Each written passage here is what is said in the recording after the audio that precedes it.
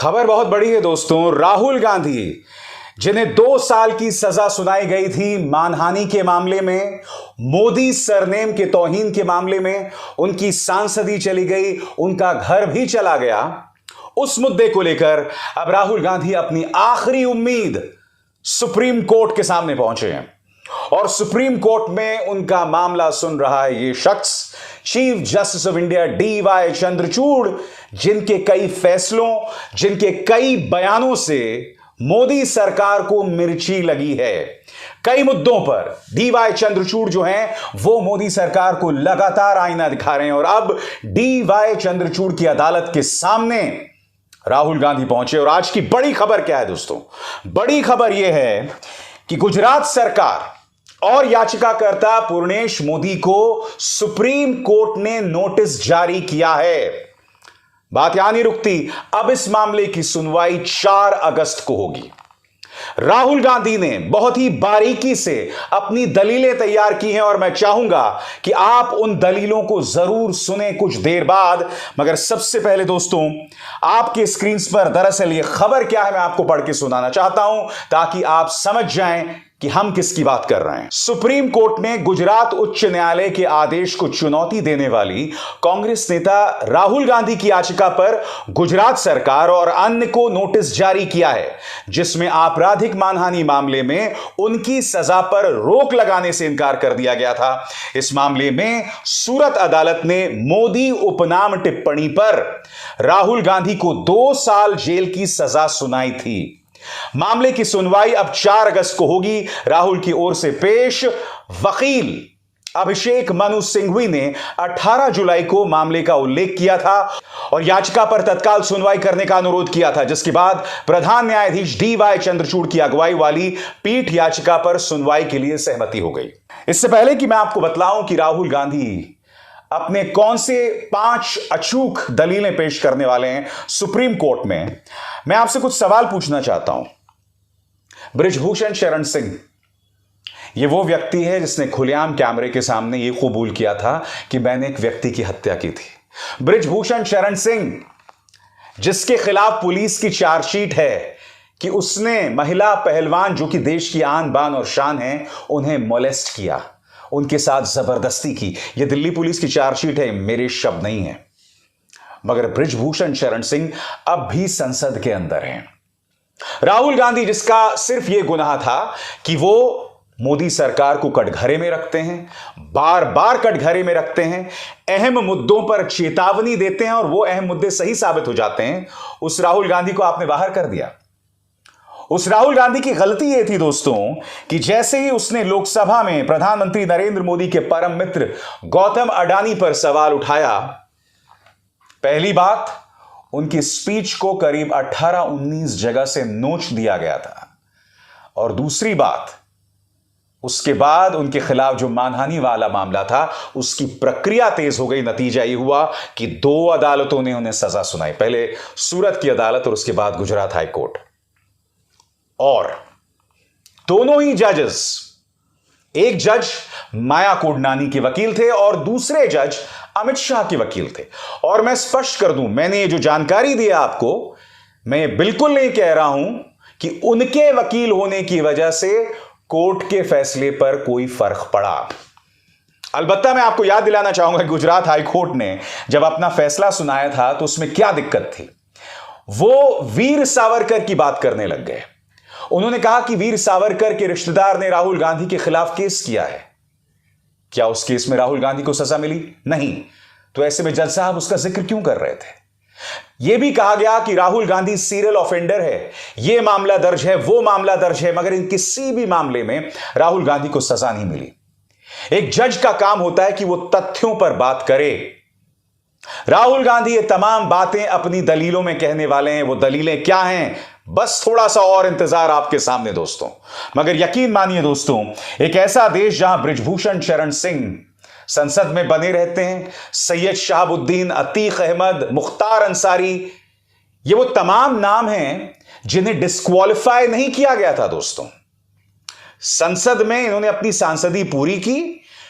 कोई जेल में है, किसे गोली मार दिया गया, वो एक मुद्दा अलग है। कोई तिहाड़ जेल में किसी की मौत हो गई, मगर असल बात यह है कि इन्होंने अपनी सांसदी पूरी की और इन पर किसी अदालत, किसी पुलिस ने सवाल नहीं उठाए। उन्हें गिरफ्तार किया गया मगर अन्य मामलों में।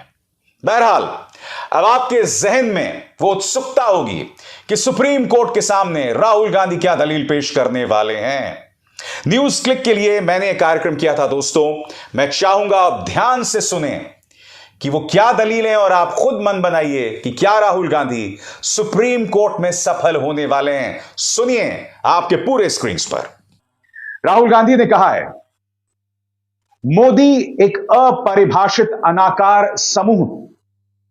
अपनी दलील में राहुल गांधी कहते हैं कि आईपीसी की धारा 499/500 के तहत मानहानि का अपराध केवल एक परिभाषित समूह के मामले में लगता है, यानी कि जो डिफाइन किया गया है, जिसके बारे में पता चला हो, जो फोकस्ड हो, मगर यह परिभाषित नहीं है, अनाकार है। आगे, मोदी एक अपरिभाषित अनाकार समूह है जिसमें लगभग 13 करोड़ लोग देश के विभिन्न हिस्सों में रहते हैं और विभिन्न समुदायों से संबंधित हैं। ऐसे में आईपीसी की धारा 499 के तहत मोदी शब्द व्यक्तियों के संघ या संग्रह की किसी भी श्रेणी में नहीं आता।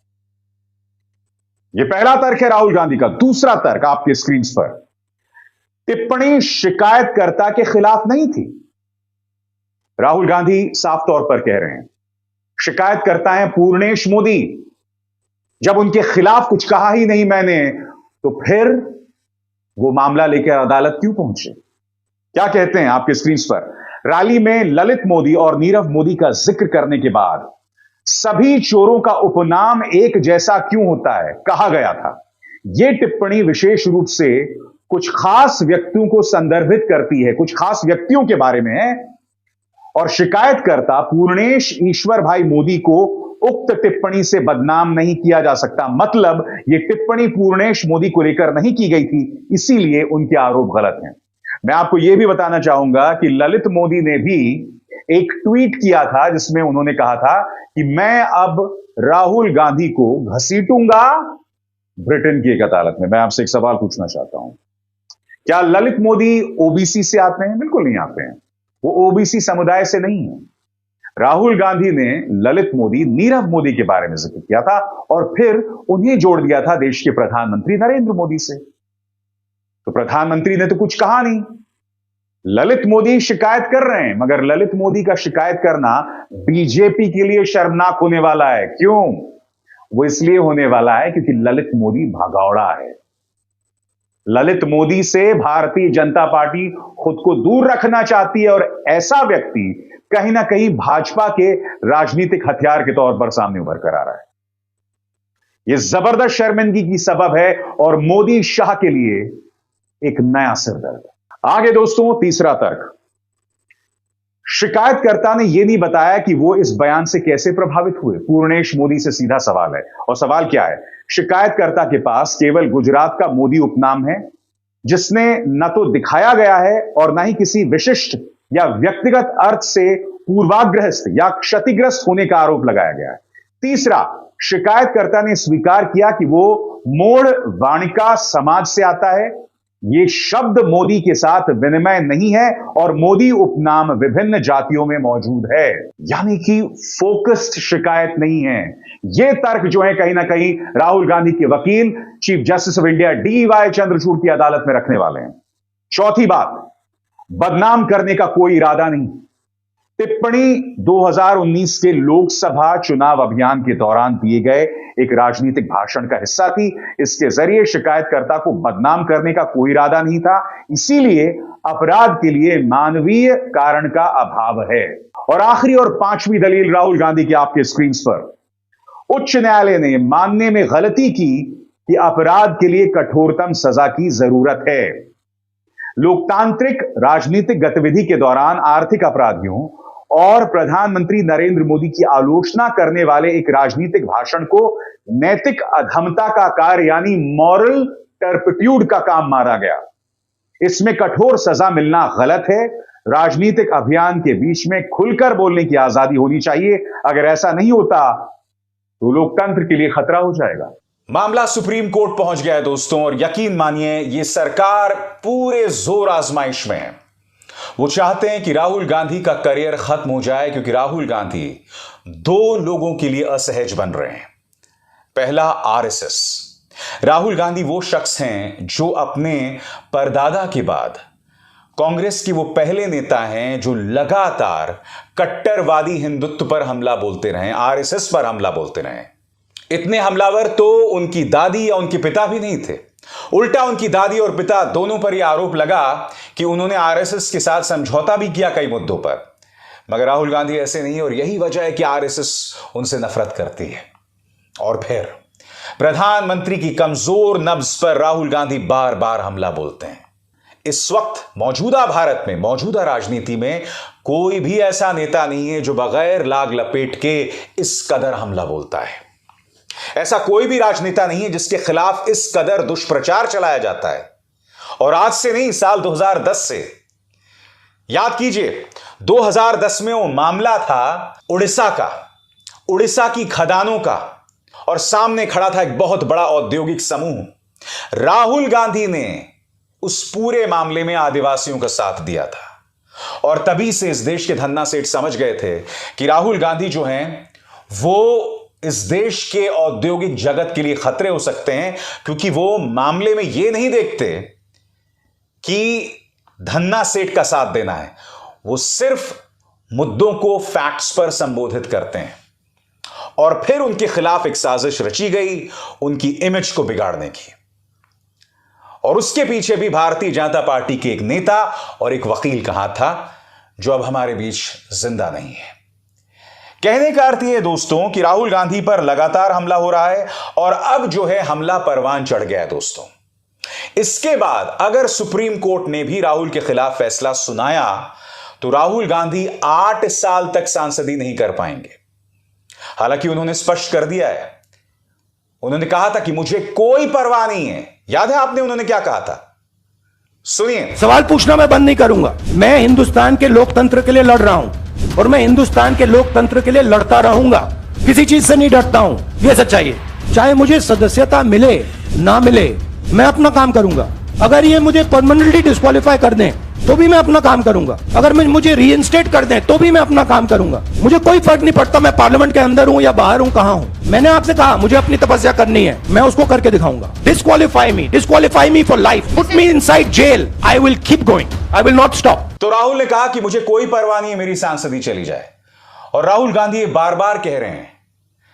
यही नहीं, भारतीय जनता पार्टी ने यह भी कहा कि राहुल गांधी से कहा गया कि माफी मांगो। राहुल गांधी ने वो भी नहीं किया, क्योंकि बकौल राहुल गांधी मैं तो उन लोगों का जिक्र कर रहा था जो कि देश का धन लेकर भाग गए। मैं उन मोदियों का जिक्र कर रहा था। तो ऐसे में मेरे खिलाफ यह फैसला क्यों सुनाया गया? दोस्तों, अगर सुप्रीम कोर्ट में वाकई राहुल गांधी जीत गए तो इससे करारा तमाचा मोदी सरकार के मुंह पर नहीं हो सकता, क्योंकि मोदी सरकार ने साम दाम दंड भेद से इस मुद्दे को पिछड़ी जाति की तौहीन वाला मुद्दा बनाया, जो नहीं बन सका। मोदी सरकार ने राहुल गांधी के खिलाफ झूठा प्रचार भी चलाया कि उन्होंने विदेश में जाके विदेशी सरकारों से भारत में दखल की बात की, जो तमाम चीजें झूठ थी। मगर राहुल गांधी इसका सामना कर ही रहे हैं। वो अपनी यात्रा शुरू करते हैं तो चाहे संबित पात्रा हो, अमित शाह हो या स्मृति ईरानी हो, उनके बारे में झूठ बोलते हैं, बार बार झूठ बोलते हैं, लगातार झूठ बोलते हैं।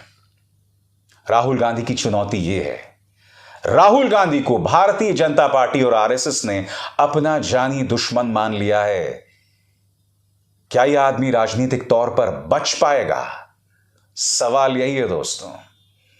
मगर परिणाम जो भी हो, भारतीय राजनीति में यह अध्याय ऐतिहासिक होगा। अभिसार शर्मा को दीजिए इजाजत। नमस्कार। स्वतंत्र और आजाद पत्रकारिता का समर्थन कीजिए, सच में मेरा साथी बनिए। बहुत आसान है दोस्तों, इस ज्वाइन बटन को दबाइए और आपके सामने आएंगे ये 3 विकल्प, इनमें से एक चुनिए और सच के इस सफर में मेरा साथी बनिए।